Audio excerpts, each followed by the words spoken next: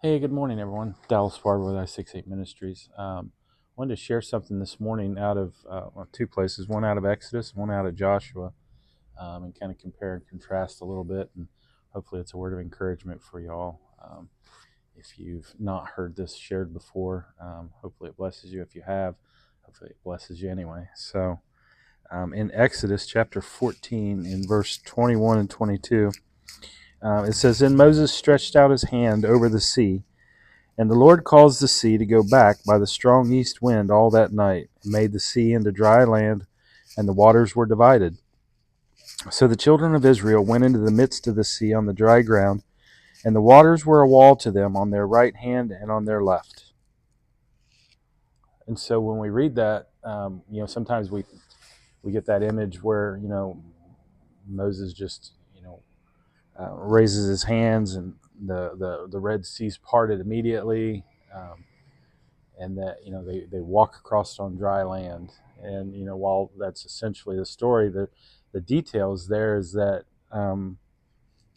when Moses stretched his hand over the sea, the Lord caused the sea to go back by a strong east wind all that night. So it wasn't an instantaneous thing. It was all that night. The Lord used this strong east wind to push the waters back, to separate, to part the Red Sea, so that the ground could dry out, so that they could walk through on that dry ground. So it was a little bit of a process, right? It wasn't like an immediate thing. It was miraculous nonetheless. I'm not diminishing the miracle, but what I am saying is that um, the people watching had time to see, and as they saw what was unfolding, and they wake up, get out there the next morning, and they see that the sea's been parted, and they can go across on dry land. um, they saw with their eyes. Their faith was there because they saw it. They didn't have to hope in something unseen, right? So they saw that the waters had been parted, and it's an amazing story, And so the Israelites cross, and the Egyptians give chase, and the Lord brings the water back, and basically separates the Israelites from their enemies, and just completely overtakes their enemies with the waters. Um, but they saw the parting of the Red Sea. They saw it. They saw that transformation take place, where the east wind came, blew the waters back, and the land dried. So there's a stark contrast if we jump over to Joshua 3, verse 13 and 17 through 17. It says in verse 13, it says, "And it shall come to pass, as soon as the soles of the feet of the priests who bear the ark of the Lord of all the earth, shall rest in the waters of the Jordan, that the waters of the Jordan shall be cut off, the waters that come down from upstream, and they shall stand as a heap."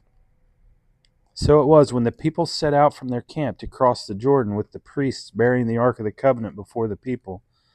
And as those who bore the ark came to the Jordan, and the feet of the priests who bore the ark dipped in the edge of the water, for the Jordan overflows all its banks during the time of harvest, that the waters which came down from upstream stood still and rose in a heap very far away at Adam, the city that is beside Zaratan. So the waters that went down into the sea of the Arabah, the salt sea, failed and were cut off, and the people crossed over opposite Jericho. And then the priests who bore the ark of the covenant of the Lord stood firm on dry ground in the midst of the Jordan, and all Israel crossed over on dry ground until all the people had crossed completely over the Jordan. And so in the Exodus story, the Lord did it overnight. The people saw this, and this. So that's what He did for the nation of Israel when He brought them out of Egypt. Now they're getting ready to cross over into the Promised Land. But guess what? The Jordan River, it's at flood stage. It's outside its banks. It's imagine this rushing, raging torrent of water. It's not like it's just a little creek or a stream you're crossing over. It's a river at flood stage. And so the difference there is that um, you know initially God parted the Red Sea, and they saw it, and they walked through on dry land. This time it's different. Okay, this time it's different. He's telling them to cross over, to take the Ark of the Covenant across, and to lead them into the Promised Land. But what's different? The water's at flood stage. What did they have to do? They had to step into the water. They had to step into the water in order for the waters to be parted, in order for them to cross through on dry ground.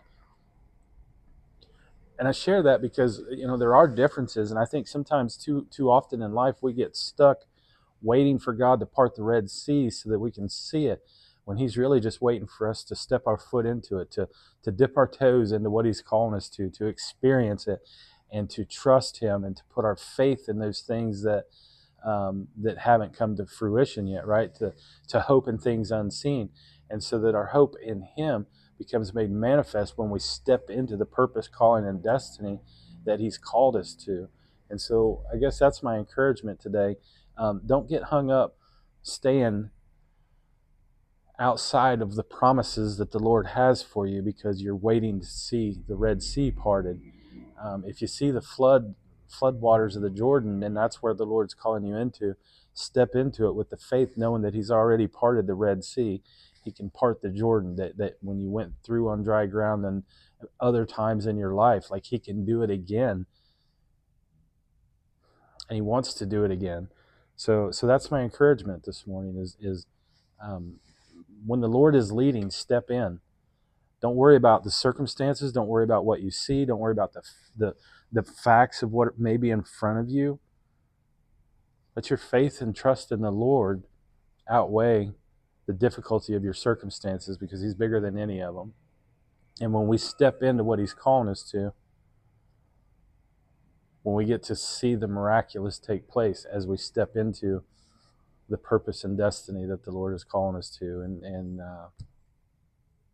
So that's my encouragement. Just step in to what the Lord is calling you to.